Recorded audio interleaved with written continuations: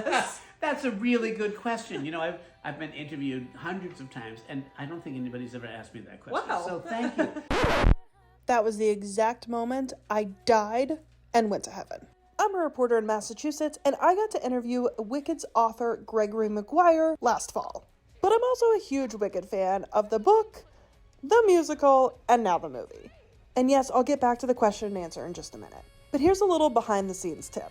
If you're ever being interviewed by a journalist, the best compliment you can give is telling them that that was a really good question, even if you're lying. And if you're someone who gets interviewed a lot, tell them you've never been asked that question because they will remember it for the rest of their life.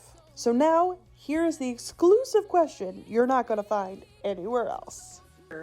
Elphaba and Glinda, do you picture them as you did originally, or are you just as influenced by all of this? That's a really good question. I've been interviewed hundreds of times, and I don't think anybody's ever asked me that question. Wow. So thank you. In fact, it is inevitable. I go back and I read my novel, and not often, but if I have to look something up, it is hard not to see Glinda and Elphaba as Idina Menzel and Kristen Chenoweth, and now as Cynthia Erivo and Ariana Grande. It is hard, even for me, to go back and populate the book with the figures from my imagination. Now mind, the figures from my imagination were pretty well described, so Idina and Kristen kind of model what it was that I said they were like, but they are kind of fungible in my imagination at this point. You're quite right.